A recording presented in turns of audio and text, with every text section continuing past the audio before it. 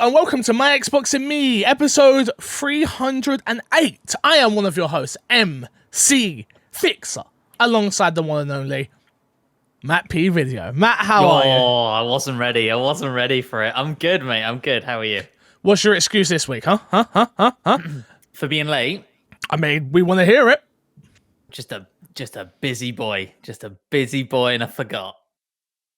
You forgot about the number one Xbox podcast in the UK. I'm here. I made it. Disappointed. Crash, you're welcome. You're here. That's your intro this week, Crash. Before the podcast, you just told me you hate me, and you literally said before Matt was here that one day you're going to beat me up. So that's your intro this week. You think you're going to get I'm them else on the podcast is too fresh, Chris. You think you're going to get all that? Oh, you thought that'd be between just me and you? No, you threatened to beat me up. Okay, first of all, I didn't threaten. It was more of a promise. That's true. Very true. Let's be clear here. You can introduce me however you want. Whatever makes you happy, Fix. And the one and only T-Fresh Crash, everybody. We're here. The crew is here. We are here. Barely. We're barely here, but we are here nonetheless. If you don't know, My Xbox and Me is our weekly Xbox podcast. 308 weeks, never missed a damn week. And we are here every Friday over on youtube.com/MCFixer. And of course, all podcast services. If you want to get the show early, head over to patreon.com/MCFixer. Help keep the lights on. Help keep the shows going. Things are a brewing. I haven't even spoken to the lads yet. I'm very, very, very tempted to do 2 episodes of My Xbox and Me a week. One as a Patreon exclusive and one as, your normal show on a Friday. But if that happens, we'll see. Maybe. Who knows? Maybe, kind of, possibly. Who knows?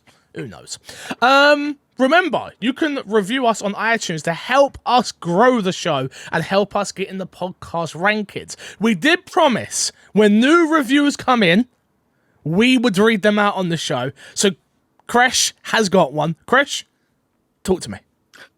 This is from Romney for iOS. It was posted Wednesday. Okay. Not this Wednesday. It was last Wednesday. Because I screen grabbed this a while ago. Okay.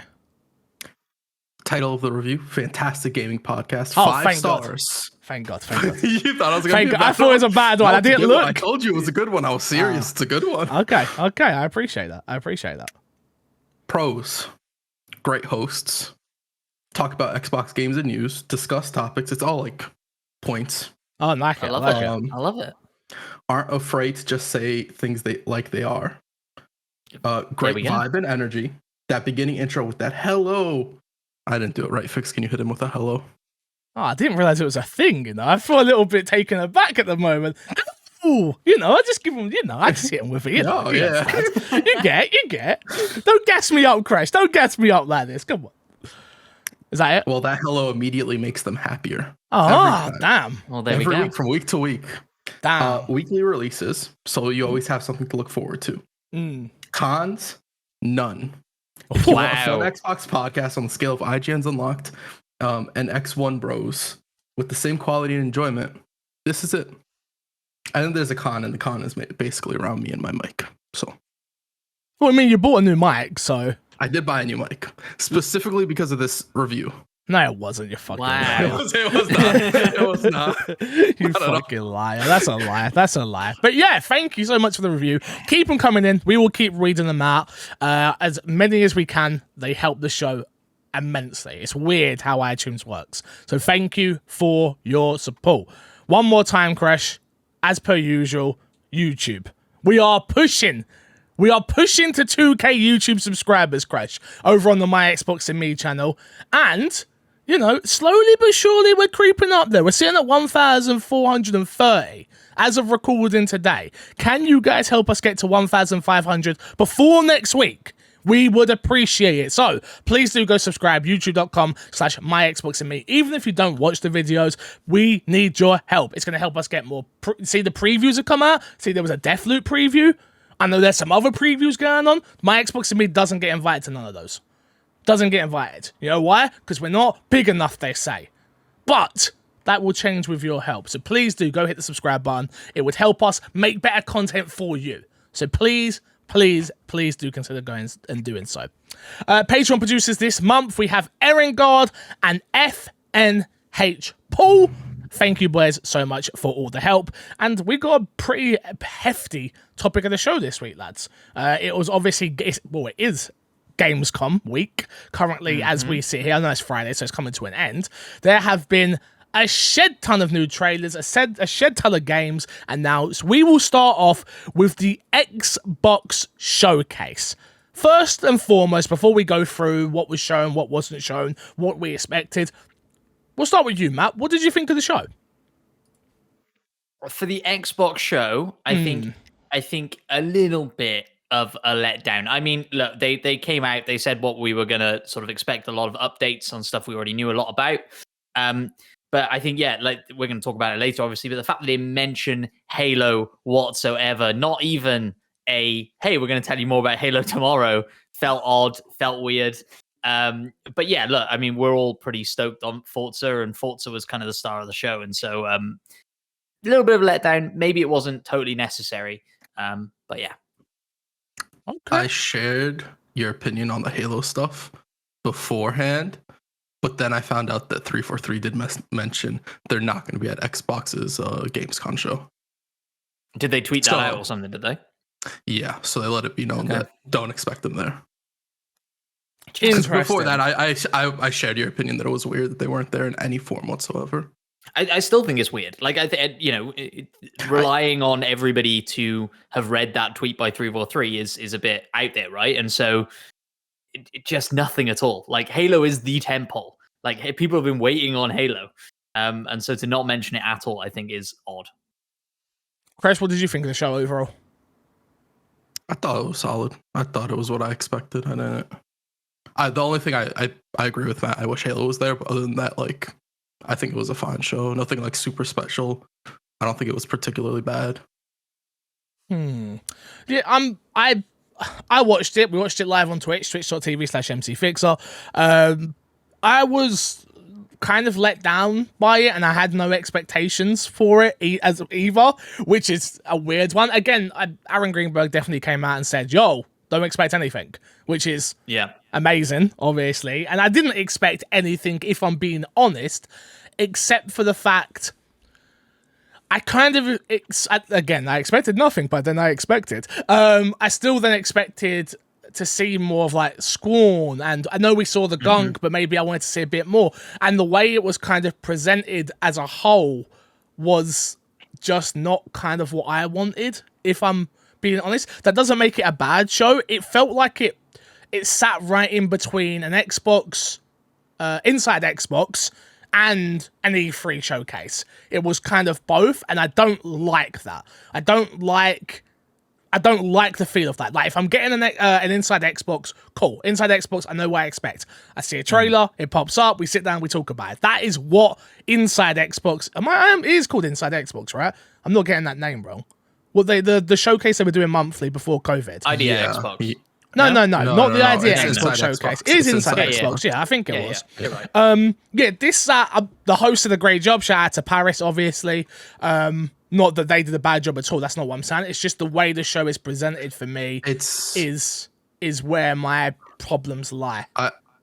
I get what you're saying. I kind of agree with that as well. It's the interview bits. They kind of really, a lot of times they drag on a little bit too long. And we talk about this a lot, but like in these sort of shows, like, you don't need the interview bits there, especially if you're going to be doing more stuff throughout Gamescom. I feel like those could go somewhere else. I feel like some of them had like little bits where the developers would talk about it, but would be really quick and it wouldn't take long, and they were good. Off the top of my head, I can't remember which ones had good showings like that, but I do know there were a few in the Xbox showcase. I think Wasteland 3, I think, was a highlight, right? The Wasteland 3 devs came out and were like really passionate about that game, and I think it helps that that's a game that has flown a little bit more under the radar. Like Flight Simulator, for example, everybody knows about. Do we need a 10-minute long interview about Flight Simulator, about an electric helicopter coming? Like, probably not.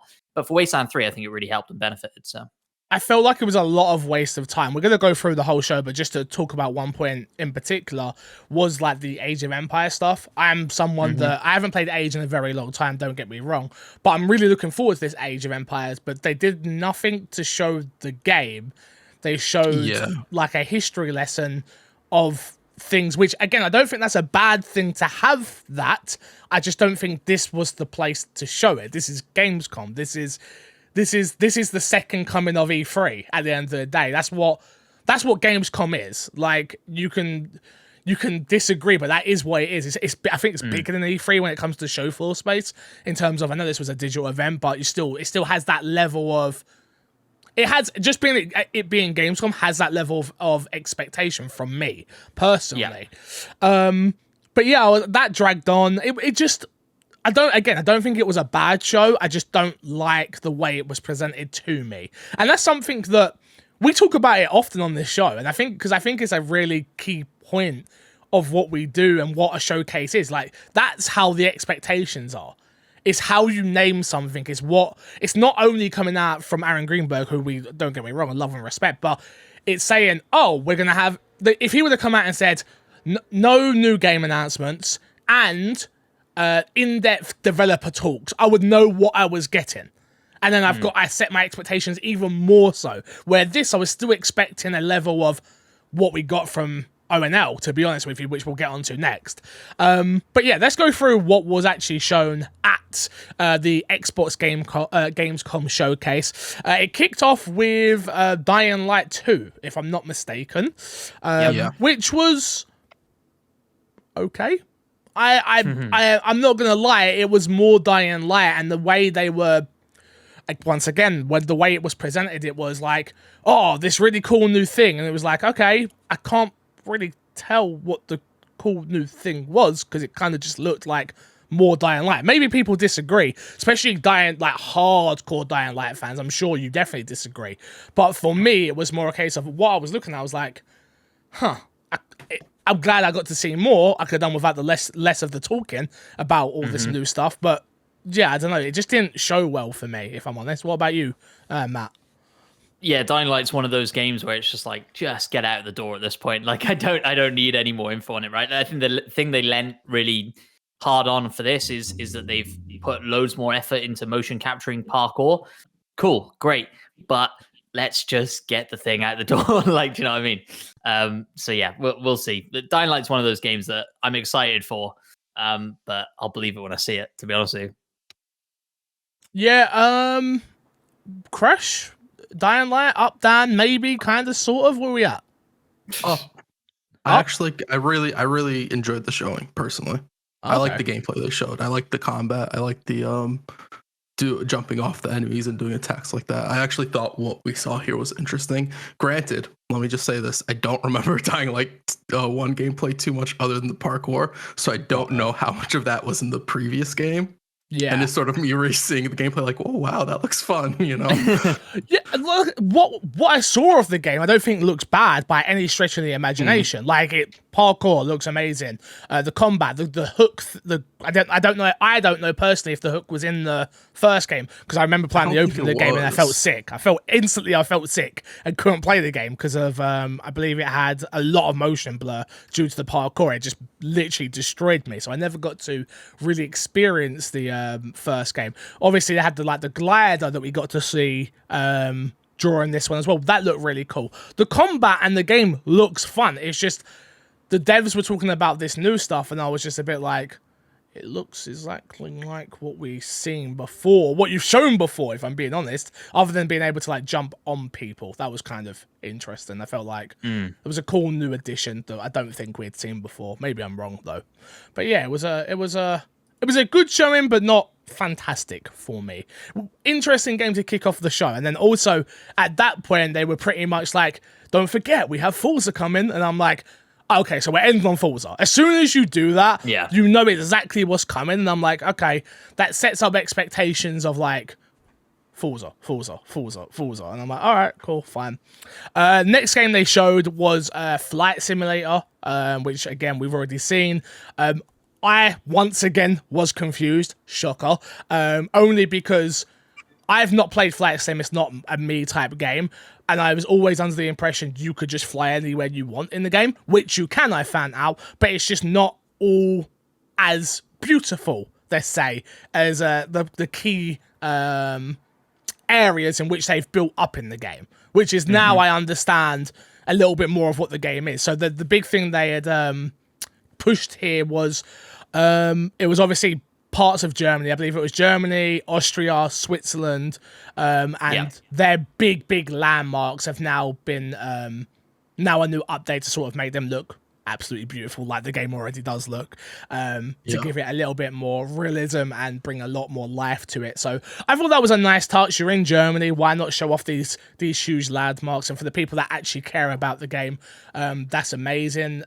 They also showed, teased, didn't really show anything, which was the Top Gun expansion, which, again, I'm sure people care about it, but just it's not a me thing. Like, where are you guys? Where are you on that whole flight simulator stuff? Like, it all sounded cool, the drones and the racing and this and that, but none of it made me want to go, I'm downloading that now. Yeah, it's one of those things that I'm in the exact same boat as you. Like, flight simulator, not super my thing. I get why people are into it. I get that, Top Gun and other things like that are a big deal for those people. And I'm super happy for those people that they're getting all these amazing free updates and there's games in Game Pass and it's great. But yeah, it's just so not my sort of thing. I'd be way more into like an arcadey, fun flight game than a simulator per se. Fresh? I think the fact that you put emphasis on fun there, some diehard flight they're going to come for you. Yeah, they're coming for you. They're coming for you, right? Find you. I don't personally really like it. Didn't make me more. I'm interested to try Flight Sim just because it's Flight Sim, and I haven't installed it on my Xbox yet because God knows how big it is, and my Xbox is a Series S. But it didn't make me more interested to try it. I don't really like the crossovers with Flight Sim. I don't think I will ever be interested in them because I do not think there's a plane that I'm like, ooh, that'd be really cool to fly personally. For the people that it is cool to, I'm so happy for them, though, I have to say. Like, there was a specific thing they started speaking about, which was like the preservation of some of these planes that are now dying pretty much. Yes. And no one's gonna be able to fly them again. It's like, well, in this game you can. And I'd like they digitally they scanned it all in, they put it in the game, and it looks amazing. I'm like, yo, that's actually really cool. Like that we already have that kind of with cars already in car games, right? Where like if you really want to know how to feel, you can get yourself a steering wheel, you can get yourself the car that they say you really cared about back in the day, and now you kind of have that same sort of thing in a flight sim game. And I think that's I do think that's really cool. So yeah. Speaking of stories though, Crash, something you and Matt won't have to worry about for too much longer, thankfully, due to the next thing they announced, which is news about Xbox Ultimate, Game Pass Ultimate, sorry, is now getting cloud gaming on console. The date is dated as this holiday, which now means you'll be able to stream your video games from the cloud into your console. So that's obviously a big deal. It's a really big deal. They were talking about it being running at 60 frames. They were talking about latency. Anybody who's used this knows, Matt, you know better than most of us because you actually use it quite frequently. This is a big deal. Is this a big deal to you or not really? Yeah, 100%. I think we'll get to it later on, but storage is less of an issue now for me, or will be at least in the near future. But still, this is a huge deal, and yeah, absolutely. Like even for my dad, right, who is a very lapsed gamer, but kind of started getting back into it during the pandemic. This is brilliant because he won't care. Like he won't notice. He won't care about the latency. The sort of games he's playing just won't register. Like it's absolutely perfect for somebody like him who has that barrier to entry at the moment of a 3-hour download that he will forget about and never play that game. Whereas if he could just jump straight into it, he'll be all over it. And so yeah, it's awesome. I think it's going to make the Series S even more of a viable purchase for a lot of people, which is, all just great stuff. I think it's a slam dunk. And the fact that still PlayStation have not got an answer to this or, Well, I mean, they got PlayStation Now, but it's a whole mess on its like own, you said, isn't it? But they don't have an answer. You said it right the first time. Exactly. Yeah, thanks. Yeah, exactly. It still blows my mind, and the value that just keeps getting added to this proposition is absolutely insane. The thing I love most about this announcement, number one, obviously, cloud coming together with it just adds more value to the plastic box than which we've bought, right? Which that's the argument. That's when, if you really want to be a fanboy and have those wars, there is where the war should be, of like what this thing can do compared to what the other things can do, right? And this is something that Xbox have obviously do better than anybody. They've now got Game Pass. They now have cloud streaming, so there's no more need for the big downloads to take you out of the experience. You can still be downloading the game and then play it on cloud. And I think that is where I'm most excited for this. I don't think this is going to replace me downloading games ever. Like, never going to happen. But the fact of, I say to Kresh, hey Kresh, do you want to play I don't know, Bleeding Edge is dead. We shouldn't talk about that game. I'm sorry. I shouldn't have done that. I'm sorry. Second Extinction.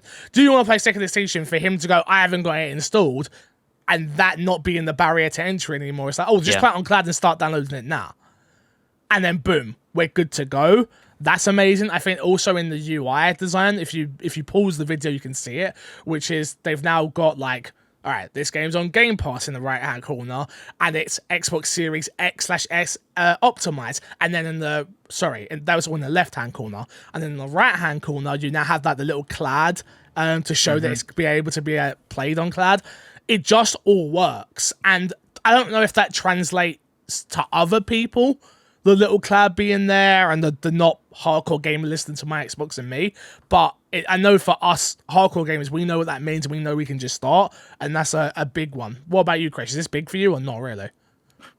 Yeah, I think this is probably the biggest thing for xCloud. Just because now what they've done is they've stopped cycling out people from being able to play their newest games. Like they said, like if you have an Xbox One, now you don't have to worry about like if your console can't play a series game. As long as you have the internet for it and you have Game Pass Ultimate, you can play the newer games on your older hardware.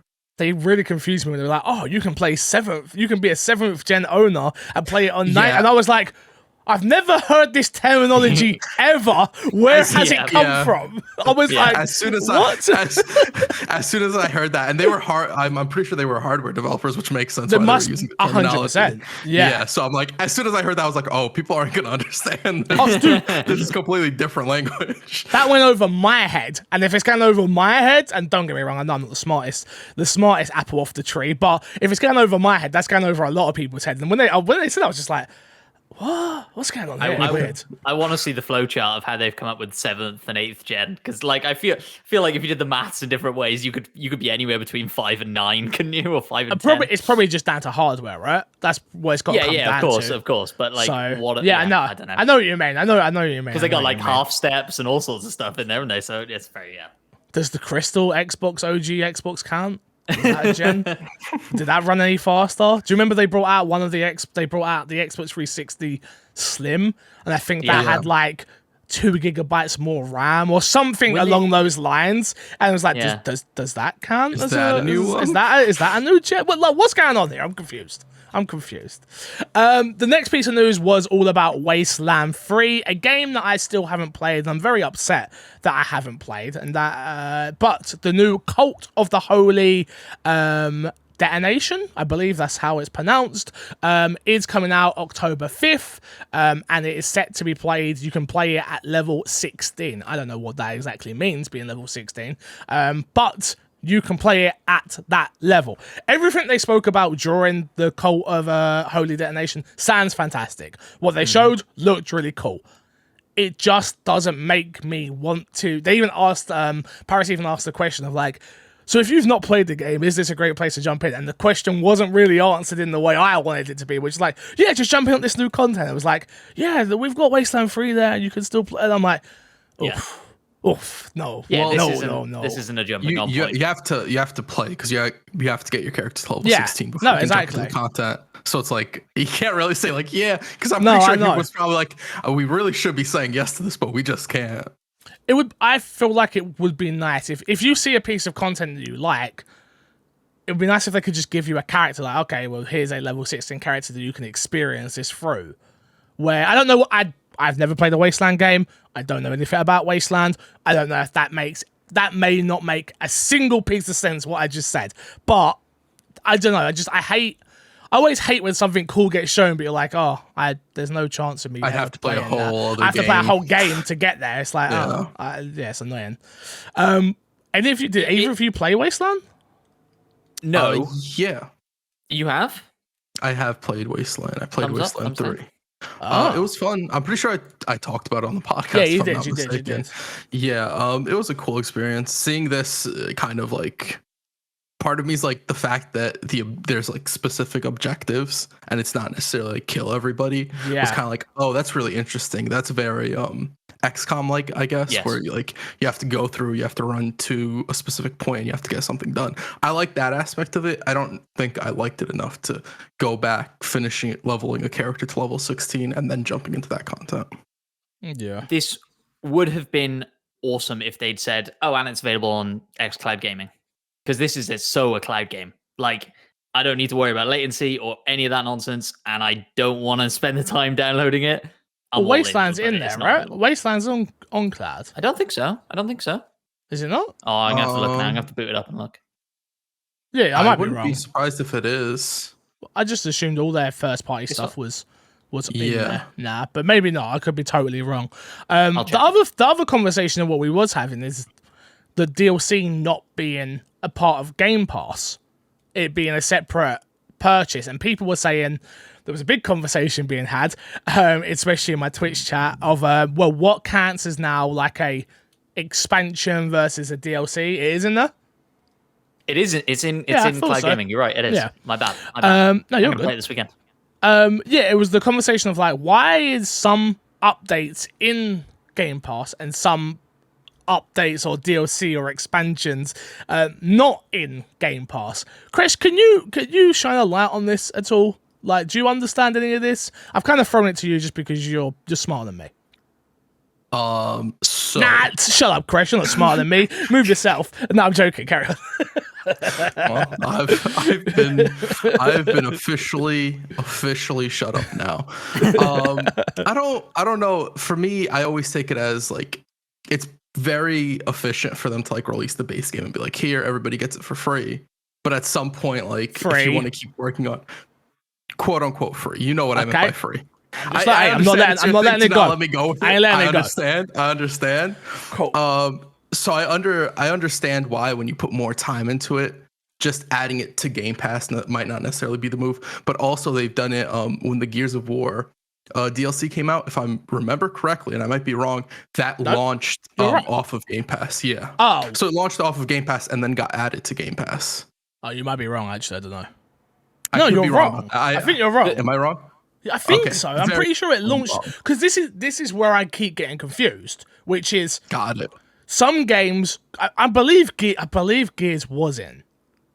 I believe Gears was in because we played it, right? We were going to play it day one and we didn't, which was like that's a whole DLC. There's a story there. Yeah. There's been time and effort that has gone into that. Like that's not just popped out. It's not just an update. And that's free. And then you look at even Sea of Thieves. You have the Pirates of the Caribbean game and expansion or update, and then like that's in there. And it's like, why? I don't understand the correlation of why some of this stuff is in and some of it isn't. I think comparing Sea of Thieves to like even the Gears of War situation is different because that's just the game update. And that's like for me, the way I view it is game updates and DLC and so what's the difference? That's what I'm asking. That's what I'm asking. What's the difference? So a game update is just like a games with service, a live game where they add an update to add more content to it or expand the world. Whereas a DLC is just an additional piece of content that's produced afterwards. It sounds very similar, but it's for two different. Like the base of the game has to be different. It's if you take Halo and you add a completely new campaign to it, and you're like, this is an expansion. That wouldn't be like a game update. unless like it's a smaller piece of content grown out.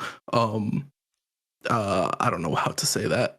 Grown out more naturally, I guess. That doesn't necessarily fit. I get what you're saying. Along the lines, I know what you're saying. There's so much gray area here, though, because, so, like, we had almost back-to-back, right? Wasteland 3, DLC, not included in Game Pass. Then Sea of Thieves, update, DLC, whatever you want to call it. New crossover with Borderlands. That's not a huge deal, but, like, when you do look back at the Pirates of the Caribbean DLC, that was a huge deal, and I would call that DLC. And that was included in Game Pass. And then See, I would. I'm with Matt. I am actually with Matt on this. Because it's not a separate piece of content. It's part of the main game. It literally is a separate piece of content. You literally log into the menu and it's separate from the main part you log into. Yeah. I guess, but I disagree because it's not sold separately. It's sold as part of the Sea of Thieves experience. I understand that. I'm trying to understand why it isn't. What makes that a free update in Game Pass? It's not in Game Pass, just in the game. Because it's not. That's the difference. Is that like something being DLC or an expansion is completely irrelevant to how it ends up on Game Pass. It's solely how it is on the base game. Because if everybody bought Sea of Thieves in the way they're doing Sea of Thieves, everybody would have gotten the Pirates of the Caribbean content, regardless of whether you paid with or without Game Pass. Like that content is irrelevant of Game Pass that is free. Yeah. So putting that into the same equation with those doesn't necessarily fit. I get you. It's still just a bit here, there, and everywhere, in my opinion. But it's a little confusing. I think it's confusing because they're not 100% consistent. Like you said, like that's the problem. If the Gears of War content was on Game Pass, and I'm probably remembering that incorrectly, that's kind of crazy that now this, and I if I remember correctly, Outer Worlds DLC as well. Yeah, that was the expansion. Yeah, that was an expansion. Yeah.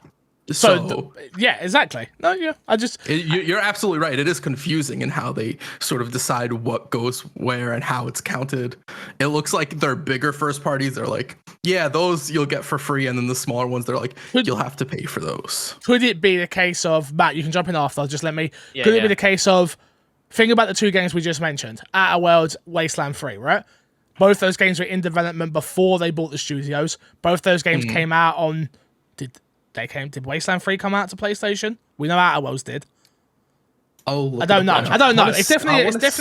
I'm 100% sure it's on Steam. Guarantee it. Yes, it's definitely on Steam. So maybe it's a case of those games have already had like a content plan and et cetera, and this is what we were doing. Yeah, well, Wasteland 3 is. Yeah. Okay, could it be that then? Where it's a case of this is just a hangover from. I'm trying to think of another game that has came out very well. This came out the update, expansion, the content, whatever you want to call it, isn't in Game Pass. So yeah, that actually fits very, very well. To be honest, yeah. Because then it would make sense why Gears was his first party. It just to me, all first party games from Xbox, if you pay for Ultimate, you should get the ultimate experience, in my opinion. That is what you should get. You should get the DLC, you should get the update, you should get the expansion. Like that is what you should get from a first party front. I'm not talking about the third party stuff, because I think from a third party front, actually, it's a different conversation altogether. Because I think it's smarter for them to go, here's the base game. And now, anyone that sticks around within that base game, let's try and make our money off of you guys. Whether it be microtransactions, costumes, and then big pieces of expansions. I think that's a smart move when it comes to second and third party stuff. But yeah, I thought it was an interesting conversation that we were having in Twitch, so I thought I'd bring it on here. What were you going to say, Matt? Only that, Microsoft are such a large company at this point and probably so data-driven. There is probably an equation somewhere that says this many people are playing this on Game Pass at regular intervals. This is the probability that each player will buy the DLC. Therefore, it should be a sold piece of DLC as opposed to straight into Game Pass. Or there are this many people playing Game Pass games that aren't playing your game and are likely to come over if new content gets dropped, like in the case of Sea of Thieves. And therefore it's worth putting into Game Pass because we want as many people playing and talking about it as possible. I bet you there is a plug in the numbers, it spits out what you should do in this scenario. And on Wasteland 3's case, it's paid DLC. for however long, right? I'm sure eventually it would come to Game Pass. Maybe I will get somebody on here who can explain that to me at some point. Let's do it. We Let's will. get in touch with the guy from Wasteland 3, that dev who was on stage, because he's brilliant, and I'm sure he would love to. He'd be brilliant on the podcast. He'd be brilliant. We do have to play the game 100%. though. So That's true. I'm going to play this weekend. So next up, Sea of Thieves is getting a Borderlands crossover ship cosmetic, which is available from September 7th. The quests are available until September 7th to be able to get this. I don't get it. no. Like, if you've got an IP like Borderlands, they should have done like Maniacs, they are called Maniacs, right? What are they called? What are the crazy dudes called? Psychopaths. Psychos, thank you. Psychos should have been running around the map and you were killing them or something like that. It should have been a full-on crossover, not just a skin. What a waste of an IP crossover, in my opinion. Like, if you want to do, like, imagine how many people they would have got in with, like, there's a big Borderlands end boss that you're all working, something water-based, obviously, and, like, you've all got all the ships together, you're all working towards killing it. It's a one-time event, plus you earn the ship, plus on every skeleton on the map for a week is now psychopaths running around with their little crazy video. That is a crossover, not. Yeah. And here is the Borderlands ship cosmetic. You know what makes it worse is that the ship is very ugly. It's very ugly. It's just yellow. It's just yellow with like the logo. That's it. There's some decent ships that they have that are like cross promotion stuff like that. The Ori one's not bad. Why am I forgetting the name? The Battletoads one isn't bad. This one is just like it is ugly. I think when you're coming off the back of the Pirates of the Caribbean crossover, which was done so well, it's difficult to justify putting that much time and effort into another crossover, right? And a ship cosmetic is sort of an easy win. Also, I wonder if Borderlands tonally is too much of a stretch for Sea of Thieves. Like, if you had a Borderlands boss and do you know what I mean? Like, you'd want some of that Borderlands kind of humor and energy and I think what I just described would have been perfect. Like, because it wouldn't have been over the top. It wouldn't have been over the top. You could have just just replacing the skeletons, so it's like, and it wouldn't have been for long, or it could have been as long as they wanted, I guess. But you get what I mean. You get what I mean. Yeah, I get what you mean. Next up, State of Decay Homecoming update arrives. This is a part of Game Pass. It's not even a part of Game Pass, it's part of the game. You're right. You know what? That is the distinction. It's in the game. You're right. Homecoming update arrives September 1st. The Returns of Heartland Tumble Valley is a revamped expansion map and rounds off the game's storyline. Undead Labs also announced the game had ticked over 10 million players in its lifetime. Congratulations to Undead Labs. And this is obviously the original map from the original game, so this is going to bring in a lot of people, I would have thought, because that's a great map. I'll be honest, once I went back and played it not too long ago, and I was just like, I really like State of Decay 1 and really don't like State of Decay 2, and I'm really praying that I love State of Decay 3. And I've got a really bad feeling it ain't going to be what I want. They know what their franchise is, and it works. I can't sit here and pretend it don't work. 10 million players. Yeah. It works. Yeah, it's great. It works. So I'm just, yeah. It's a shame, but, you know. Either of you guys going to check out the new map and the new content? Maybe if we all jump in together, I would. Nope. But otherwise, probably not. I'll be honest, even then. Like, nope, I ain't planning. I'm not planning. I mean... No, do you know? No, because the early game and all that stuff is so boring as well. Because it is just going out and getting the materials, going out, and not that I love getting materials. So I play Rust and I hit trees for a living. Like, that's what I do. Yeah. But even in this game, I'm just like, nah, I'm not about it. I'm not about it, unfortunately. All right, let's get through these last few because we've still got a whole other conference to cover. We had Stray Blade, the new game that was announced. I believe it's It's a roguelike adventure game. I don't know if it's very Soulsy looking. Yeah, I think it's made by Point Blank and it's published by 505, if I'm not mistaken. I don't remember if it's coming to Game Pass or not, but it's coming in 2020. I don't think it is in Game Pass, but it's coming in 2022. It looked interesting, very Soulsy looking like, which I hate saying that, especially because I think it does Souls games such a disservice, if I'm being totally honest. Every game with a roly-poly and a slow mechanic is a Souls-like game, and I'm like, that's not fair. That's not fair.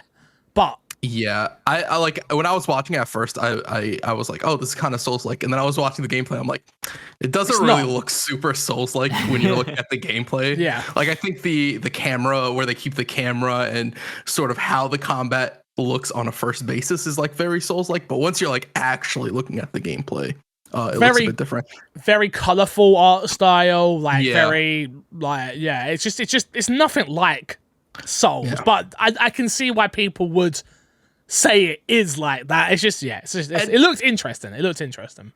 And it's also like a good selling point for games because of how big Souls is. If you're like, oh, it's a Souls-like game, A, you're going to get people to click, and B, you might also get some people to buy the game as well off of that. Exactly. Next up, you had King's Crusader. Sorry, that's wrong. Crusaders King 3 is coming to Xbox for the first time.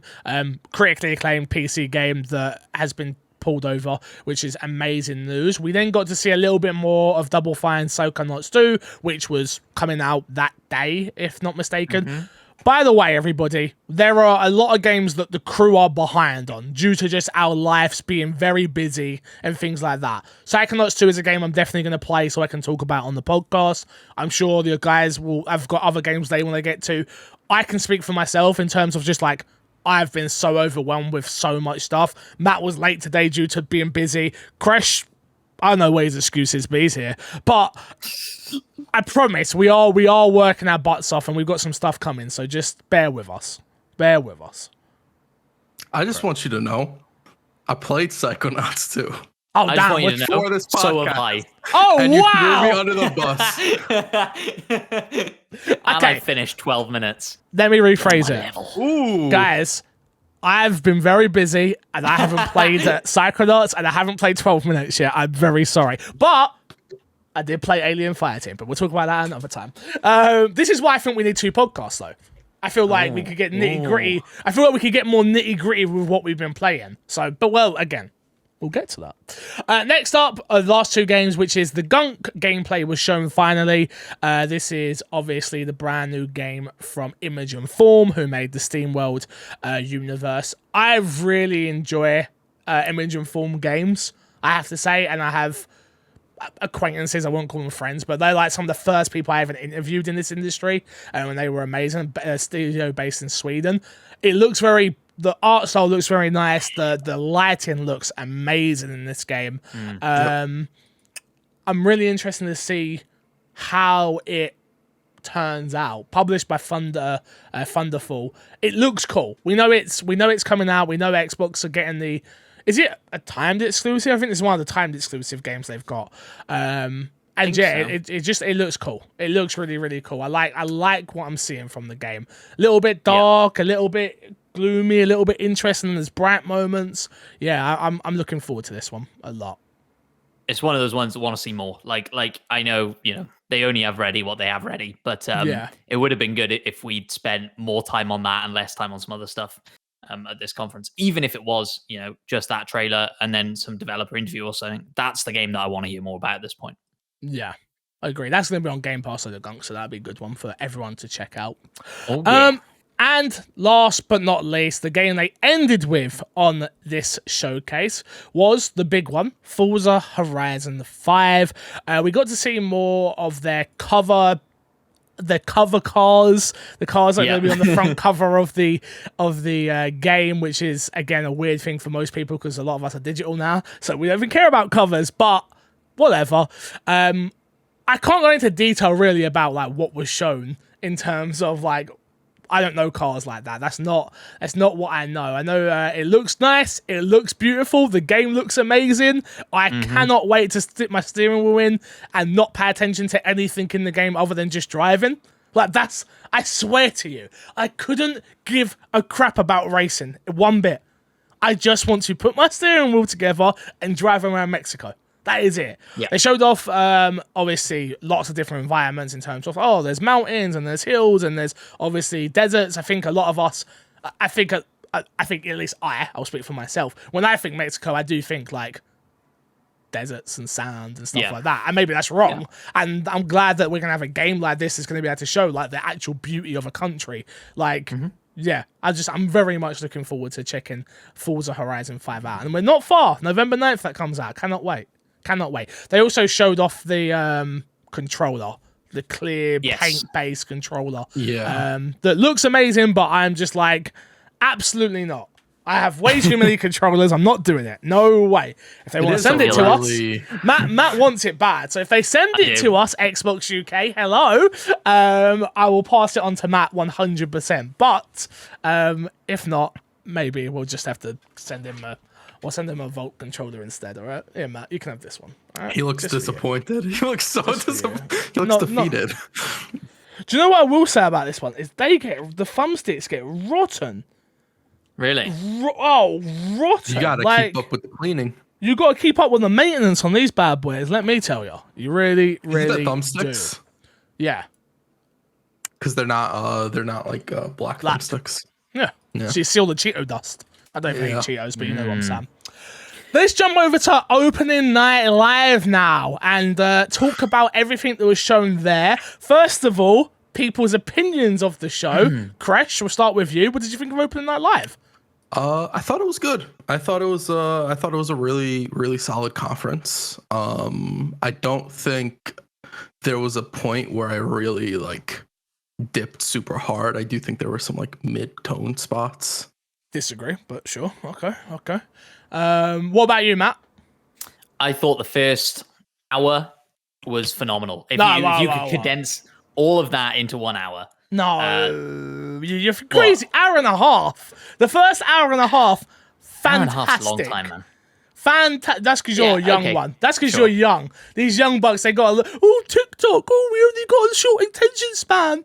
Get out of here, you youngsters. God. I kind of agree with him. After the first hour, I kind of started like not caring. Hour and a half. Yeah, I think there was some fine stuff after the first hour, but I feel like you could have condensed the whole thing into an hour. I think I mean, we can get to it at the end, but I have a tinfoil hat conspiracy as to why the ending was quite weak. Crash? I think you can condense it to an hour and a half. It's just the way it was set up that after an hour, I stopped. I think the other difference is what we got to remember is to make these shows happen, you need the ad space. Without the 2 hour show, you then eat away from everything else. Like for the actual this show to actually happen, it needs to be 2 hours long. And Red Bull need their showing, and this game that's paid for their ad space need that showing and stuff like that. So I definitely get it. I'm interested to hear the tinfoil hat, but we'll get to that at the end of the show to keep people here. But yeah, me personally, I think this was the best Open Night Live showing Jeff Keighley's ever had. From a production point of view, fantastic. From a point of view of talking to developers, fantastic. Wasn't long. It was short and sweet. Get to the point. The one I hated the most was Call of Duty, but that's probably because I'm not quite in a great place right now with Activision, like most people, I guess. So instantly I see Call of Duty. I notice how they're not putting their logo on it at all. Have you noticed that? Yeah. Not putting their logo on it at all. I'm like, we're not dumb. We know. Yeah. No, yeah. Honestly, like it really was a soured experience watching that Call of Duty, and it lasted a while. It wasn't a short show of Call of Duty, so it just got worse and worse. Yeah. But let's start off with the run of the show. So they kicked off with a brand new Saints Row. Nah, I have mixed feelings. Number one, I'm super excited. Super excited. It is I think it's more akin to it's a fresh start. It's a reboot. This isn't a remake or a anything like that, obviously. And a part of me loves that. I enjoyed the characters that I saw, but I grew up with Saints Row 1. That was like my game. Again, I wasn't really allowed to play GTA, even though my uncle let me, but I was allowed to play Saints Row. Which, because of the art style, I think my mum and my dad were just like, oh yeah, whatever, that's fine, no one cares, it's colourful. Yeah, there's a little bit of blood, but like, whatever. And watching this, I was like, man, I miss the old cast. I miss Johnny Gat so much. In a way, I miss being able to be I'm the character, so he doesn't talk. In the very odd occasion where I didn't care about that in Saints Row. Like, you're getting beaten up at the start of Saints Row 1, and you don't even say anything. And then Johnny Gat comes over, he's like, yeah, man, this guy can take a beating. And I'm like, hey, that's me, I can take a beating. Like, watching this, I am so excited. I cannot wait to play it. It looks like a mixture between number 1, number 2, a little bit more serious in tone, I think. Yeah. But yeah, Matt, what did you think of what we saw? Yeah, I loved it. I've never been a big Saints Row guy. I played Saints Row 3, which I know for a lot of people is maybe the worst. The best? Or like the best. No, three's fine. Most people view it the best. Yeah. I just think the four is the terrible. one where you had the superpowers and stuff. That's the one I played. My mistake. 4 you played. 4, went too far. Yeah, exactly. Yeah, with aliens and all. Nonsense, right? And I think, so I'm super excited to get back into this. I'm curious. I think they've confirmed that you can customize your own character in this game. I'm like 98% sure. Yeah. Oh, okay. Yeah, they did. Okay, you I still must have make your missed own that. character. I think they're just giving the character dialogue this time. I also thought was odd. I thought we were playing as the black. I don't know the character, and the black woman. I thought that's who we were playing. No, I think when she introduces herself and she's like, "I'm the voice actress," and she says it's a customizable character. Oh, okay. I must have missed If I remember correctly, I could be misremembering and mixing it up with a different game, but I'm pretty sure she said it for this specifically. Okay. Yeah. So I maybe they're not stepping as far away from that kind of original formula as maybe you first thought. But yeah, like, I'm super excited. I want to see more. I think they said February 25th, and did they say we see gameplay on September? I think it's September, September 1st. See, we see more gameplay. They did actually show a little bit, which was impressive as well. Yeah, which I was, and that's what I was saying. February. Dude, I can't wait. That's so close. Like I saw that, and I was kind of like, "What?" That's what I was surprised. That makes no sense. Yeah. Also, super stacked first quarter of next year. Oh yeah, the first 2 months are like packed with games. It's gonna get delayed. Don't worry. Some games are getting delayed. Something's moving. I promise you that now. I think the issue is that everything has been delayed to that, right? Yeah, but I still think more people are going to go, nope. Like, you're going to start seeing you're going to start seeing the board move. It's going to be interesting. Yeah, but yeah, I'm super excited. It feels very much like number 1 in terms of we got our gangs back. So I kind of know what I'm expecting from the game already. Will it deliver on that same level of experience and fun that I had? Is there co-op? Do I want co-op? A part of me does, a part of me doesn't. Like, this is a space in which GTA has owned forever. And when Saints Row went away, especially after 4, it just left a giant hole. And it still always shocks me we don't get these type of games anymore. Like, once upon a time, this was all we got. Like, now it's just like, no, GTA's got online and that's what it is. And I hope Saints Row sticks to its guns, which is it is what it is, and it doesn't try and be GTA, because I think that's where it can all go wrong. But yeah, I'm very much looking forward to Saints Row. What's the subtitle of this? Saints Row. I've seen conflicting things on this. It's either Saints Row, and that's it, or it's Saints Row Self-Made. I thought it was Saints Row Self-Made.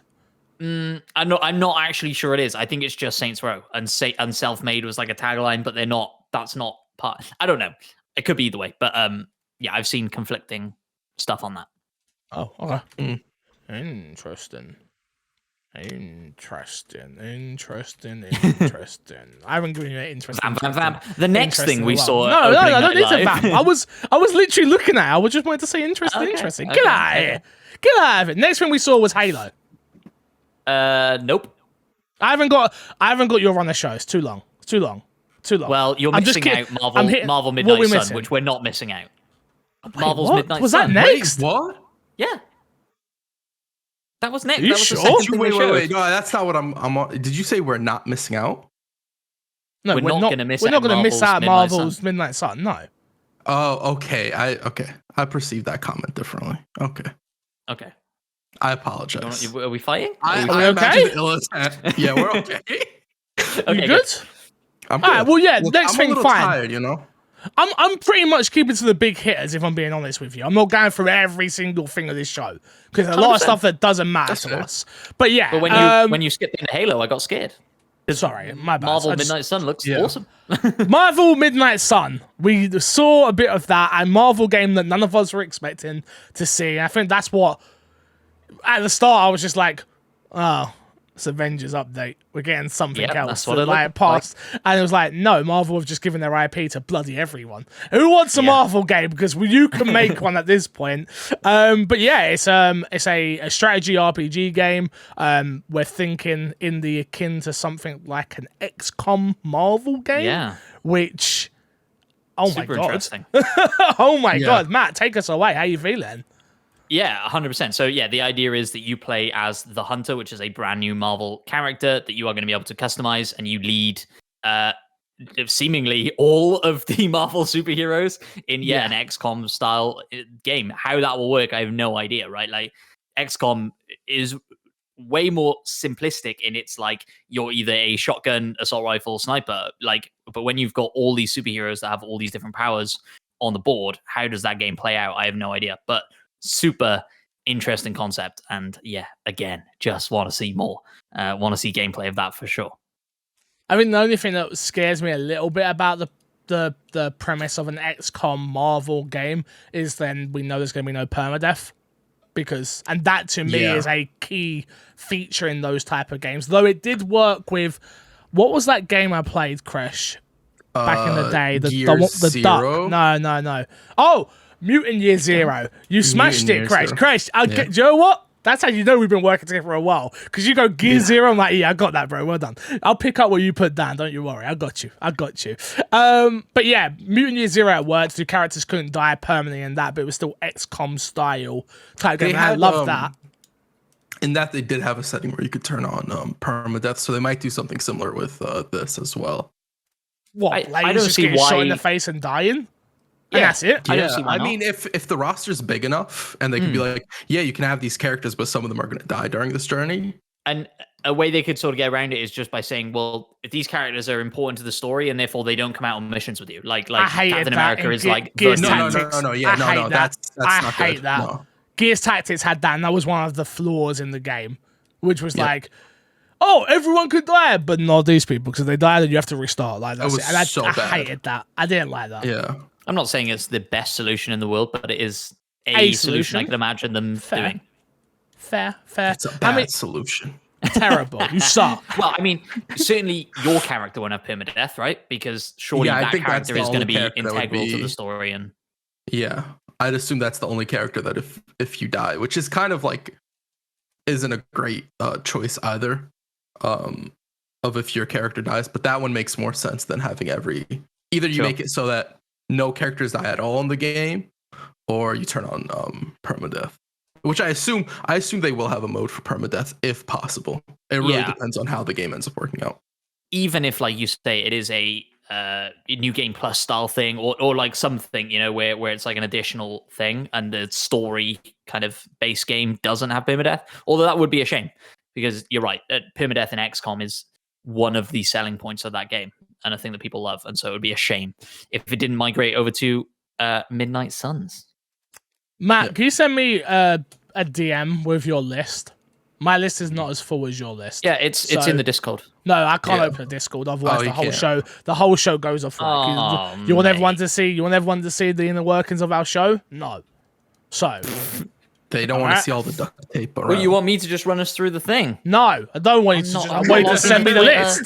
Send me the list. Twitter on the PC. Crash, can you send me the list? Can you send me the list? Jeez Louise. Anyway, what's next on the list, Matt? You can give us the next one. You don't want next to run through the list? No.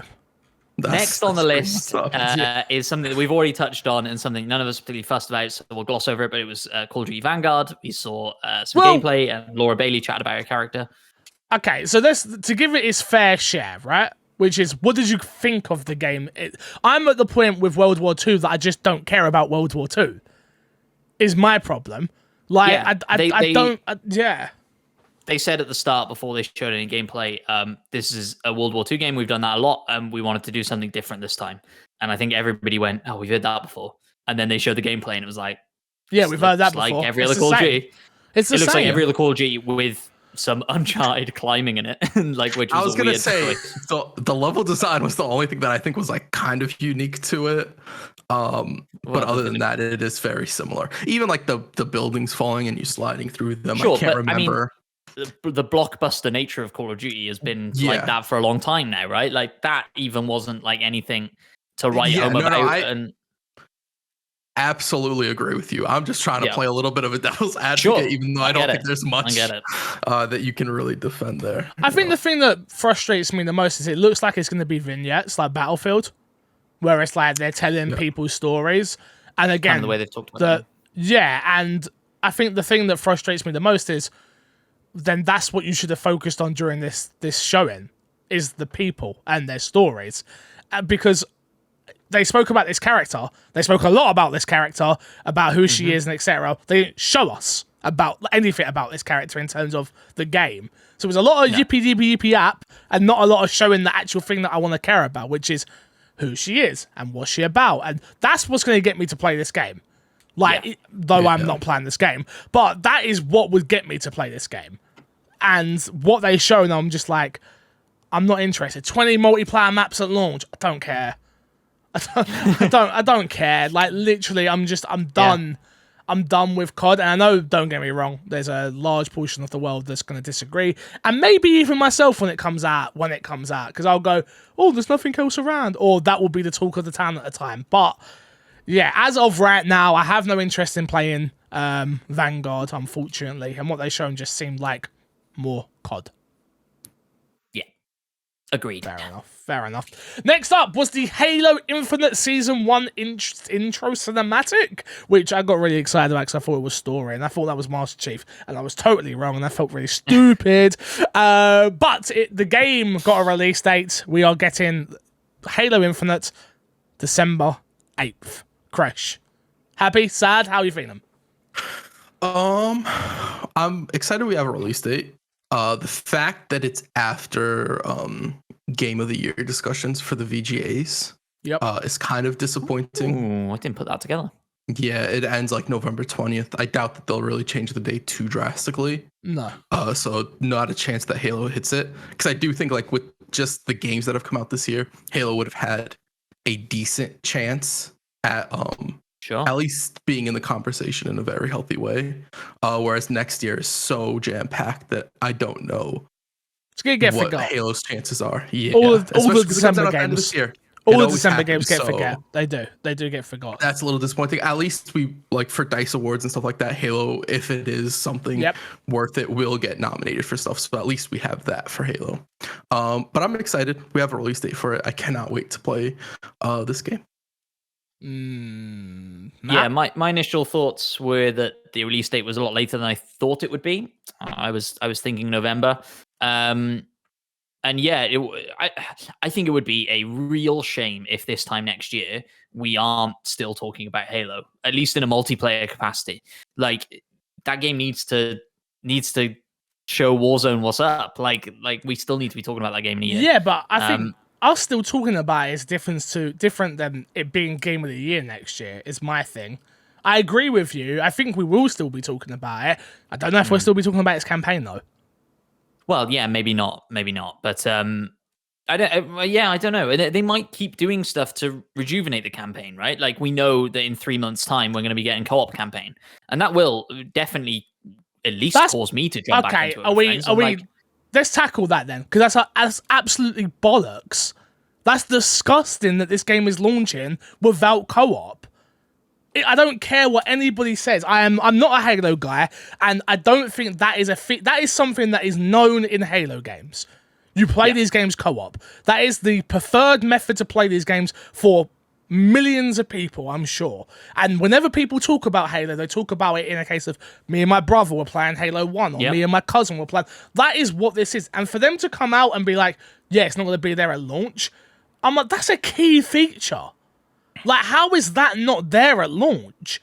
I think that's disgusting personally. Obviously the Forge stuff, I don't know anything about Forge, and I know that's not coming till season 2 as well. Yeah, 6 months. Yeah. Like, what the hell? We're at the point where like we're missing key things in a Halo game, and that worries me. Well, Forge, if I'm not mistaken, hasn't always been there for Halo at launch. No, and Forge is kind of. Right. I think Forge specifically, I think is kind of. It sucks that it's paired with the co-op not coming at launch. Because I think if it was just Forge, it would have been fine. That comes out 6 months later. That's cool. As long as whenever Forge comes out, it comes out with a custom games player where you could like go through a list of custom games and pick something. I think Forge will be fine. The co-op thing actually does really, really suck, and I wonder how much it will hurt the game. I personally I heard that, and Angel Boy has a question. Mentions read it. All right, let me. Or I can get it if you want.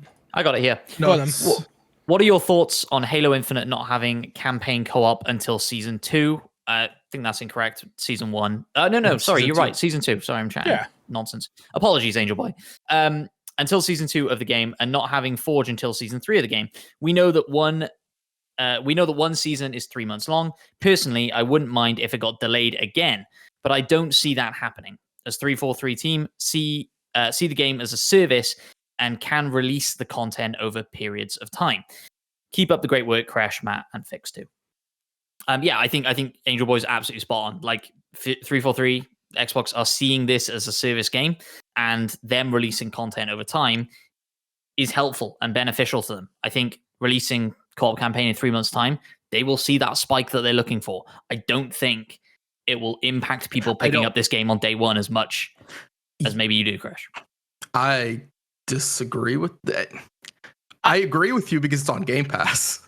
Yeah, 100%. That's why I agree with you. But I do think that it does hurt the game not having co-op at launch, because this is like the campaign is a co-op experience for a lot of people. That's how they grow playing it. And also the way they've sort of described the open world and the sandbox. I was personally like super excited to jump into this campaign co-op. No, like if it wasn't for this podcast, I would probably wait to play the campaign in co-op my first time. Really? Yeah. I think you are in a tiny minority in that. And I think I'm not playing it because it doesn't have co-op. I don't. You say I'm in a tiny minority. I'll still play it. I do think though there's a tiny minority of people who won't play it because of co-op, but I do think there's a large group of people that is not a minority that is gonna have a much worse experience because there is no co-op. Let me rephrase it. I don't think I'm gonna finish Halo now because it doesn't have co-op. Let me word it like that. Because at the end of the day, as someone who is not a huge Halo fan, my experience with this game was going to be every single time that I've beat every single Halo, don't remember any of them, right? Every single time I've played them, though, I have played them with somebody. And it is somebody going, did you understand that? And me going, I ain't got a clue what's going on. It's like, okay, well, this is that is my experience with Halo. So for them to cut out a key... It's a key. Like, don't get me wrong. I remember when 5 came out, and it was like, oh, it doesn't have split screen co-op. I remember that being a big deal as well. And I was like, all right, I can get over that. Where I'm in a position where I'm an adult. If I really care, like, it's fine. But I think just not having co-op seems super weird. Like, we're spending a lot of time on this. I think maybe we can hold it for next week.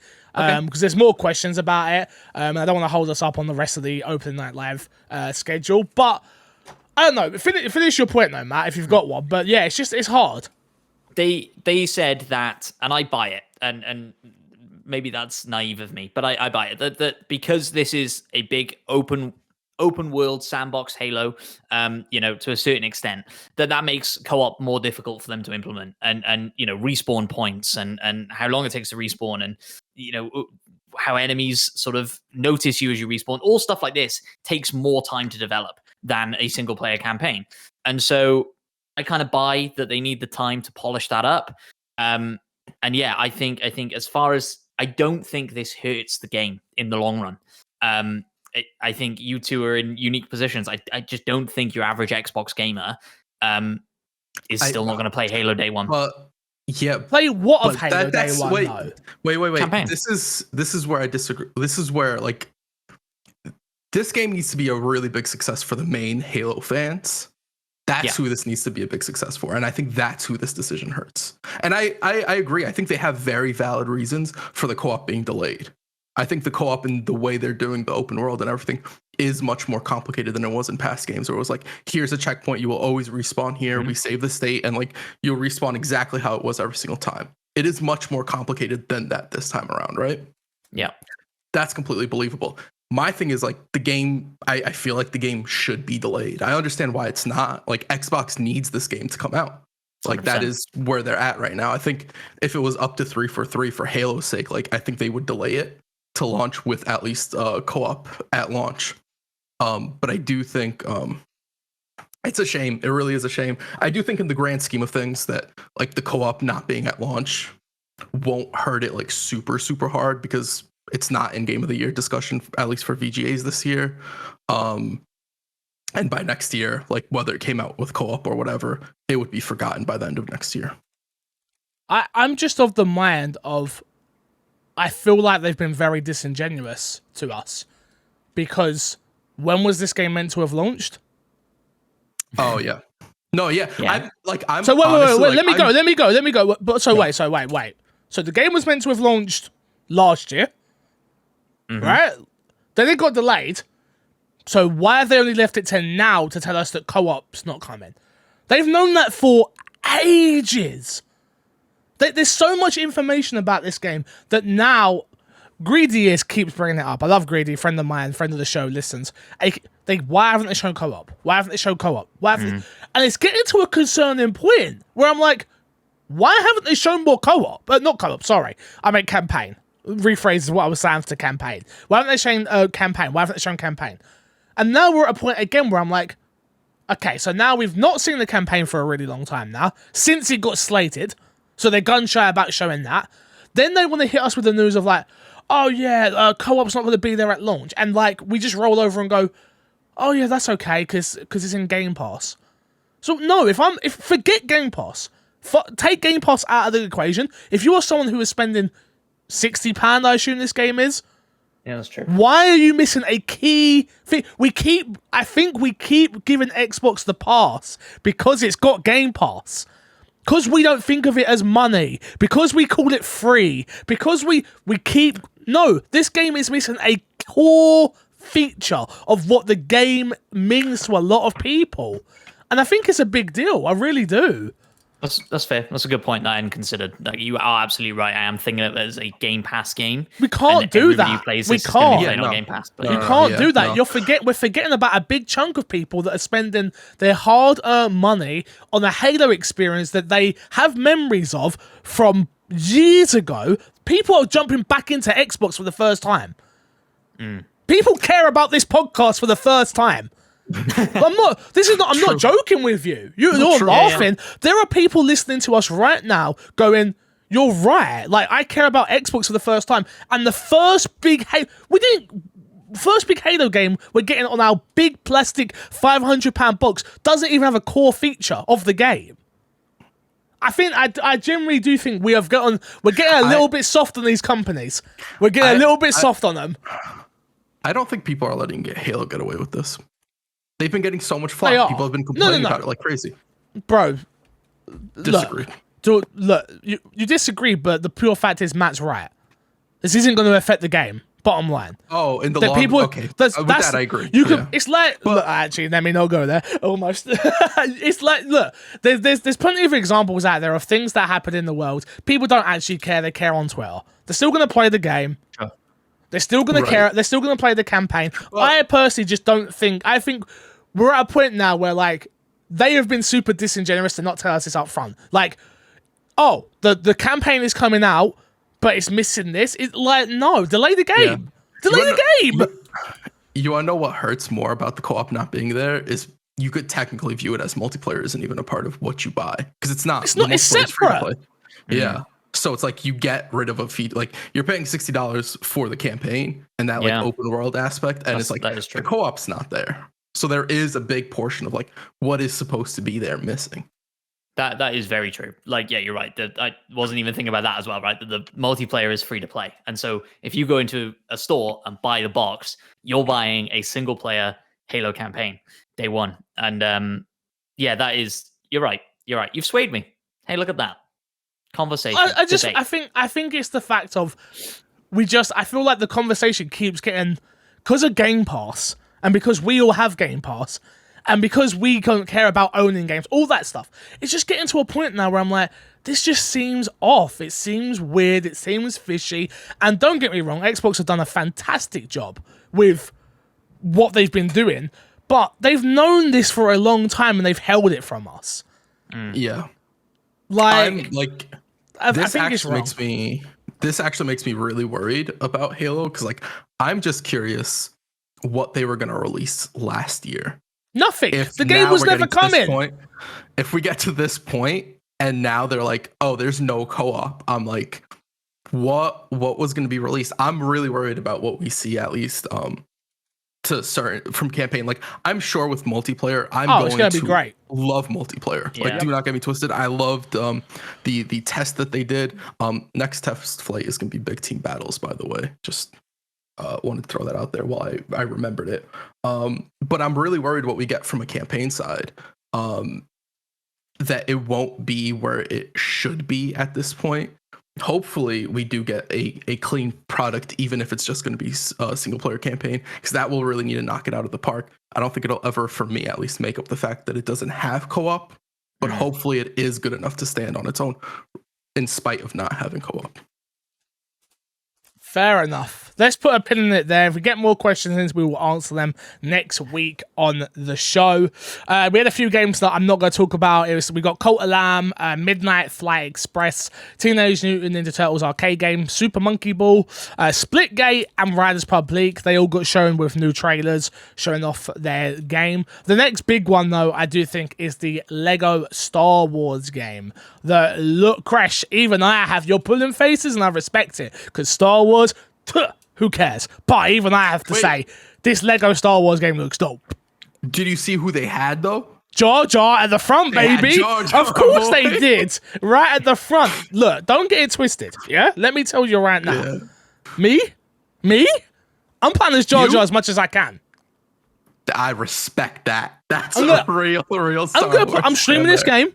At any opportunity when it's me not having to need a specific character, I'm Jar Jar all day long. People are gonna be so mad at you. I can't wait. It's gonna be amazing. Stream like, why are you playing Jar Jar? Play at least the Jedi. Play Luke Skywalker. No, I'm a Jar Jar main. Matt, you're probably the biggest Star Wars fan here. What did the game look like to you? Yeah, it looked great. I am quite a big Star Wars fan and not a big Lego game fan. Not because I don't like them. Just because I haven't really played many of them at all. Certainly in a long time. Certainly since they added like voice acting. And so yeah, like this looked great, and I'm very excited for it. I know it's been a long time coming, as everything has been in this past couple of years. But yeah, looking forward to it. Fair enough. Definitely a day one pickup. Like, seriously, I cannot wait. You had Synced Off Planet. You had Outlast Trials, which looks dope. 4 players, horror. Cannot wait to check that out. It's going to be really good. We got a new trailer for Jurassic World Evolutions 2, which looked cool if you're into those Jurassic World Evolution games. Looks really cool. We got a new story trailer for Far Cry 6. It didn't get me any more hype for the game. I'm already pretty hyped for it. Looking forward to it. Cannot wait to check it out. I kind of don't want to see any more, if I'm honest, of Far Cry. I'm like, let's just give me the game. There's just I was already putting show. I think for a while now that they've been showing the game, it's like, I don't think you need to show anything more. I think for the people that you're going to sell on it, you've sold on it. Yeah. I feel like they've done a good job of only showing the opening, it looks like. Yeah. Because I'm already putting points together. I'm like, oh, so the boat and then the beach and then I'm like, oh, okay. This is all at the start. And I'm like, good. You're not spoiling too much, realistically. So that looks really cool. We got to see some Blood Hunt, that new Battle Royale. Vampire Masquerade. The Vampire, Royale, isn't it? Yeah. It does, to be honest, I'm not really into those games, but it does look good. It looks fun. Like, the gameplay actually looks fun. Yeah. I wouldn't recommend getting invested because that game looks like it's going to have too high of a skill cap. I agree. Where people will not get into it, and I do think the game will suffer because of that. Did you just call me a bum and I won't be good at the game?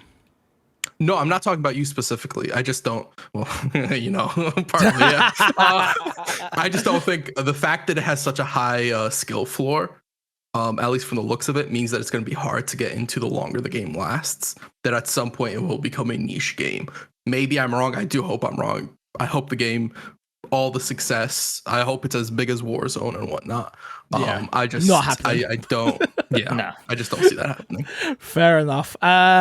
We then got a theme park manager game. Matt missed the name of the game. I loved the look of it though. It looked amazing. Go on. I'll be honest. We missed something up top, which was around Halo. They announced the Elite Controller 2. And oh the my Xbox God, we Series did. X I'm as well. sorry. Yes, I got yes. so distracted. I got so distracted with the conversation we were having. My bad. Sorry. The only thing I was going to mention very quickly is I was then very adamantly trying to get the new Xbox, the Halo Infinite one. I managed to get it, but this list does become a little bit of a mess after that point because I was not paying full attention to the conference anymore. No, and you're so all good. yes, You're all I missed the name of this theme park manager game, but it looks cool. No, you're all gravy, baby. Don't you sweat. But it looked really good. I love Theme Park World. That was probably the pinnacle of theme park games for me. I was like, oh, I might try this out. And everyone in my chat's just like, why don't you just play Planet Coaster? I'm like, can I not just enjoy new things? Am I like, sorry, chat? Am I not allowed to just have fun? But it looked good. Go on. That also looked like different enough from Planet Coaster. Yeah, 100%. I don't really play these games. No, it does. I don't It did really look different. know. Where it's like, it is a completely different flavor of that game that if you want to play it, Oh, this looks super futuristic, made up rides, like crazy Caris worlds. It looked really fun. I'm really looking forward to playing it. We got a bunch of stuff that's not really relevant to Xbox, so we're not going to talk about any of that. And then I guess the last big thing of this show case for Xbox would have been Crossfire X, I guess. Which I thought the trailer was an ad. It may well have been. Like I said, I No, was no. It wasn't. No, I know it wasn't because I checked YouTube afterwards. Okay, cool. It wasn't, but it looks like, like when they do like the game ad ones, like ad.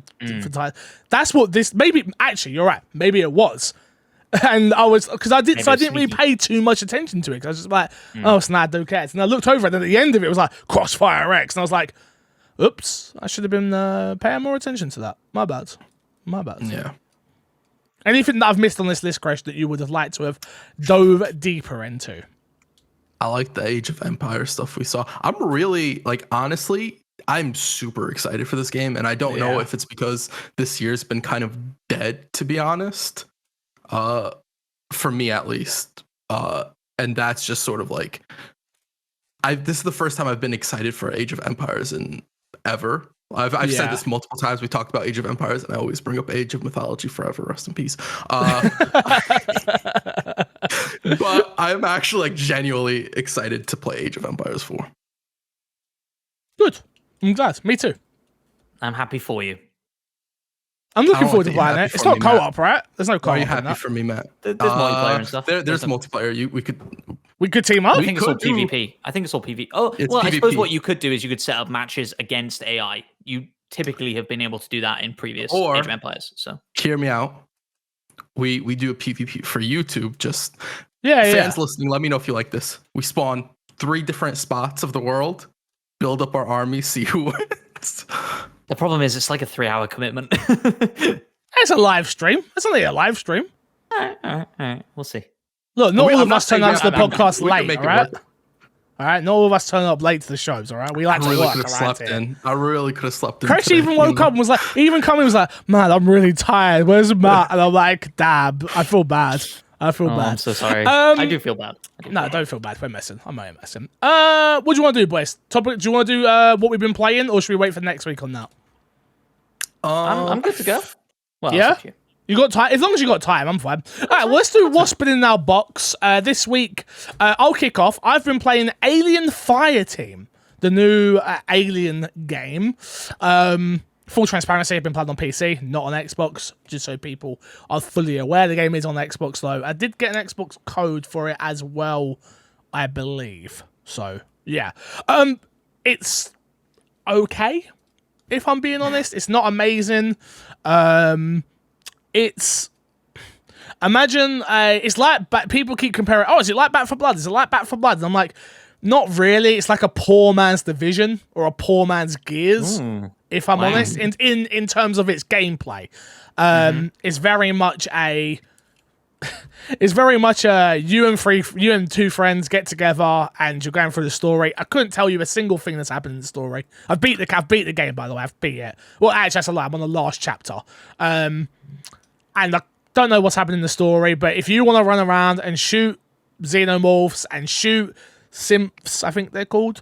I'm not the biggest Alien guy, unfortunately, but we had a good time playing it. Obviously, you got each of your different classes: a demolisher, a gunner, a doc, and a technician. They have different unique abilities, and yeah, it was a good time. It was a good time. I enjoyed playing it with Morph and Ollie, so shout out to them. Would I recommend you buy it? It's only £35. So it's not a full price game.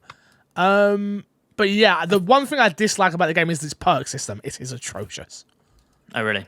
I think as well, it's a bit of a homage to the movies, right? And like you say, you're not a big Aliens fan, but I've heard on the grapevine, I don't know if it's true, so please don't quote me, but like a lot of the sound effects are the sound effects are from the movie. I've seen the films, so I know, and stuff like that. Cool. Yeah. So maybe if you're a big Alien fan and you don't have friends to jump in with, I don't know, would you recommend that they pay do not play for a single player. No. Wait for it to go on sale? Yeah. Don't buy a single player. Like, There's not. I don't think there's enough here, even if you're a big Alien fan. Like, the sound effects is not enough and the music's not enough. Like, I don't think. Maybe I'm wrong, but that's coming from someone who's not a big Alien fan. So, sure. Take everything I'm saying pretty much with a pinch of salt. But from a gameplay perspective, it's fine. It's not bad. It's not great. It's not Game of the Year content, but it was a good 10, 15 hour campaign. We played on intense difficulty, which made the game a lot more fun. I played it on standard solo, and it's the easiest game on earth. I'm starting to understand why you play games harder, Crash. You know, like when you used to say to me, oh, you need to play a little bit harder. I'm like, no, I just want to enjoy the game. Each to their own. Absolutely. Don't get, because I'm not having them come for me again. The fixer, you're such a no. Each to their own. You do whatever the heck you like. But for these multiplayer centric games, in terms of wanting a bit of a challenge, I understand why you play a level above. Definitely. Yeah, sure. They're also like mechanics that get like overshadowed when you play on easier difficulties because you just don't have to learn them. Which is, Crash, don't do it. Don't do it. I was gonna say it's absolutely fine if you don't want to engage in those. Crash, don't do it. Don't do it. Let's jump over to you guys. What you been playing? We'll start with Crash. Psychonauts 2. What you been playing? I played Psychonauts 2. That is the only thing I've played. I enjoyed. I'll be honest. Not a platform guy. You know. No, that's you know true. This at this point. I'm not a platform guy. I do not like games that are platformers. I was genuinely surprised by this game. It is like it's a throwback game in the most positive way of like, if you remember your childhood and you have a nostalgia trip for a game and you're like, oh, this is straight Xbox PS2 era. Okay. But in a polished and really clean way. Yeah. It's like what you remember it to be as opposed to what it actually was. You know, when everybody's like, oh, I love this game, it was the best, the gameplay, but then you go back and you play it and you're like, it's clunky, the hitboxes are really wonky, it doesn't play the way it should. That's not the case with this, where it does play clean and it looks outdated but good. I think it's 100% the art style they picked and they stuck with it, and I do think they executed it well, but it does look like it again came out of that same era, even though if you were to go back and look at those games again, does not look like that. And so I think in a lot of those aspects they did really, really well, and I am interested to see if I enjoy it the more I play it, because again, not a huge platformer guy, so who knows how this will age with me, but I do think it is a really good game from what I've played so far. Just to quickly interject, it's sitting at 88 on Metacritic. I know it's been reviewing amazingly. Like, people are having a great time with this game.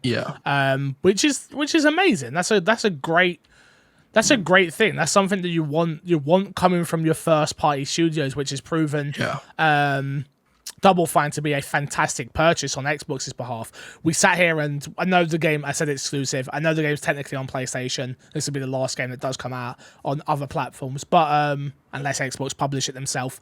But yeah, I'm glad to see that Xbox have got a couple of games now in the studio that attention to detail matters to. I think that's a big thing. Matt, what did you think of the game? Yeah, so I'm probably only 3 hours in, something like that. I had no real want to play the game other than this podcast, basically. Like I thought I should play at least a bit of it to get in, and yeah I'm probably going to finish the game. Like it's hooked me absolutely, and you know, I think everything Kresh said is absolutely spot on. Sometimes I find myself in cutscenes and stuff thinking, this does look like a dated game, right? It looks like an old game, and I understand why they've done that, and they've stuck to that art style, and they have executed it well. And because I have no nostalgia for the first sort of entry in the series, they're not playing to me, right, with those graphics. And so yeah, I do find myself wishing sometimes like, oh, I wish this was a bit better. Like it looks a bit goofy. But yeah, I think the story so far is brilliant and really interesting and unique. And I'm all in. Like I'm really enjoying it. I'm definitely gonna go back and jump back in. So yeah, loving it. It still looks better than Pokemon Legends. Oh, I said it. Oh, I snap. said it. I don't think there's a lot. I don't think that's like a hard bar to pass. Let's be honest. Yeah, no, true. Let's talk about it, but not a lot. My biggest worry for the game was that it is Psychonauts 2 and not Psychonauts blah blah blah. Doesn't matter. Does it? I was about to say that's my biggest question. From like, what I played, can I jump in? Into it, can I jump in? There's and understand like there's a cutscene in the beginning that like explains it like super easy, and when you get in, it's just super easy to get. It's not like something super diluted. Like you're gonna, I'm sure there'll be stuff and like little moments that you'll miss out if you didn't play the last one. But it doesn't seem like, from what I've played, it seems absolutely fine to not have played the first one. 100%. Okay. Chris, did you check out 12 Minutes? I have not. Yeah, me either. So Matt has played it. I can already tell you Matt doesn't like this game. I already know. So Matt, please take it away. What is wrong with 12 Minutes? I go a step further and say that I personally hate this game. Wow. I can understand why some people might enjoy it. It is an old school point and click adventure in the worst way as far as I'm concerned. Like convoluted puzzles that make very little sense. The idea of you know, the premise of the game is you are stuck in a time loop. You are a husband coming home to your wife, and a police officer shows up at the door and kills you, and or kills her, or does. Well, I mean, look, you play the same 10 minutes over and over again. You're going to figure that out pretty quick. And so yeah, it's all about you trying to figure out what's going on and what the mystery is and what the twists and turns are. The twists and turns are like student film level nonsense and boring and trash. It blows my mind that Willem Dafoe and Daisy Ridley read the script for this and agreed to be in it. I cannot believe it. It's I hate it. And I need more. it 3 times and I hate it. I need more. I need what More, do he needs more hate. You hate it. No. I need more specifics on what you actually hate, because this is a game that I'm really looking forward to play. I was looking forward to playing. I will admit, it seems very what's the word I'm looking for? Divisive? In terms of divisive. Thank you. In terms of people either really enjoy it and think it's a good time, or people absolutely hate it. Like they hate it. Like I've seen a few others on Twitter just hate this game. So can you, without spoiling the story, like, is it? I know you said convoluted, and I'm not the biggest puzzle game guy. Like that's not a genre that I love. Is it? There as is dumb no as, way in hell that you get through this game without looking up a walkthrough. There is no way. There's no point in playing it. Some people will. Some people will. I'm sure. Yeah, they will. I won't. And there are like multiple endings. Like you could you could get some maybe, but there is a true ending, and there is no way in hell you get there without looking it up. Well, at some point, fix all you have to do is get like end credits. Doesn't That's matter facts. if you get the true ending or not. That's, like all does it roll? Does the credits roll? If you get a trash ending, yeah. I think so. Yeah, perfect. All right, cool. I'll get it done. There, no problem. If you want an easy achievement, just walk into the house for the first time and don't touch your controller, and you get an easy achievement, and you get an ending. So you could do it that way. Hey, Chris, that's another game to end. That's, yes, baby. He's like, when it comes to top 10 of the year list, it's gonna be number 10. It's gonna be like, man, there wasn't much there, but it was really easy to complete. And, I was able to go get a cup of tea. Yep. I literally did that. Like, I finished the game and then looked up the other endings because I was like, I'm not gonna go back through and play any more endings. I got like 2 or 3 endings the way I did it. And then saw that this one is there if you just walk in and don't touch the controller. And so I went and did that. But I literally walked into the apartment and then went to the kitchen and made dinner and came back and my Xbox was off and I got the achievement. So there we go. Oh, okay. Fair enough. But yeah, no, I think yes, there is. If you're a real old school point and click adventure fan, like Monkey Island and stuff like this, maybe you get through this without a walkthrough. Maybe you enjoy it from like a nostalgia point of view like that. But yes, I think the puzzles are convoluted and messy and not great. And I think the story is the like aha moments, the twists are crap. Like it's just not a good story. I wonder if I'll like it then. Maybe I'm being harsh on it. I don't think I am. No, I hate it. I don't think you are. That's fine. No, 100. Hey, you keep that energy, boss. You keep that energy, all right? Here's what I will say about Fix. Fix likes bad stories. That's true. There's a possibility Fix likes this. FIFA 19, FIFA 19 sports story. Loved it. Game of the year. Yeah. So the opening is quite good and intriguing, and like the idea for the time loop and stuff. It's like a cool idea. It is a unique idea. It's not a unique idea, but it is a cool idea. And as soon as they start establishing like, oh, this is what's going on, and you start tugging on that thread, I'm like, why was this decision made? Like, nah. Gotcha. Nah. So it just doesn't live up to the premise. Yeah, I guess.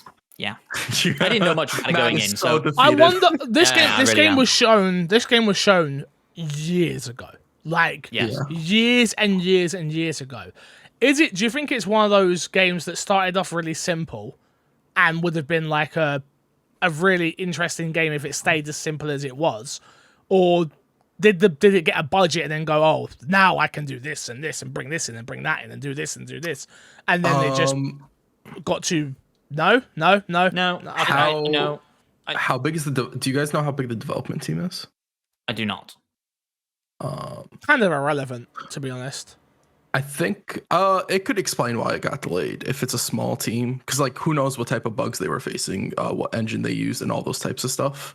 True. What I would say is like mechanically, I get like from a how sound is the game point of view, bug wise, I didn't run into much. There is some finicky things that's like I'm in a time loop and I need to do this thing at this moment of this loop, otherwise the whole thing's ruined and I'm gonna go stab myself in the kitchen, so I can reset the loop.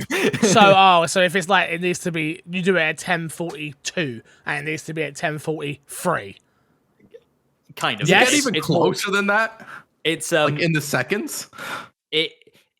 Yes, it's in the seconds. It's based on what characters are saying to each other. Okay. You need to interrupt the conversation at some point.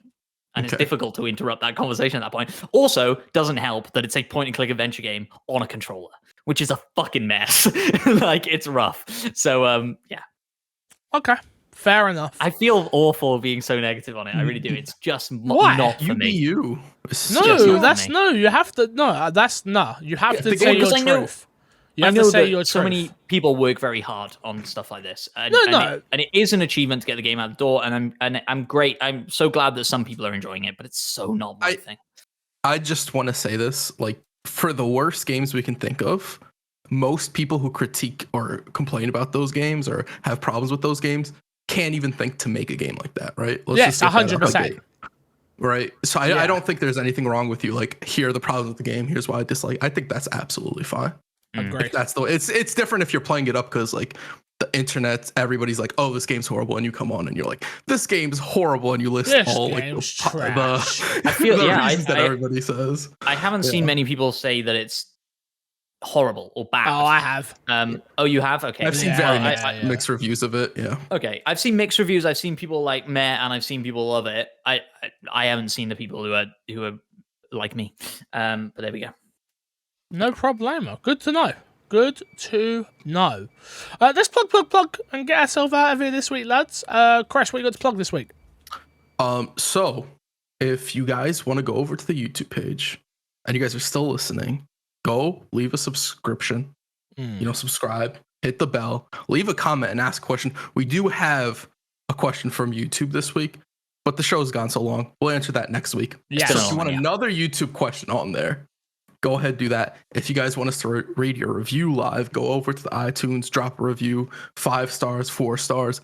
If you want to give us a 2 Why are you saying 4 stars? Stop it. Stop it. They don't exist. Look, they don't exist. If you want to critique the show, no problem, but still give us 5 stars and put a bad review. I've got no problem with you being like, all right, this show needs to improve, or Crash's audio sucked, or what. If you want to critique us, cool, but still give us 5 stars. Yeah, I like that.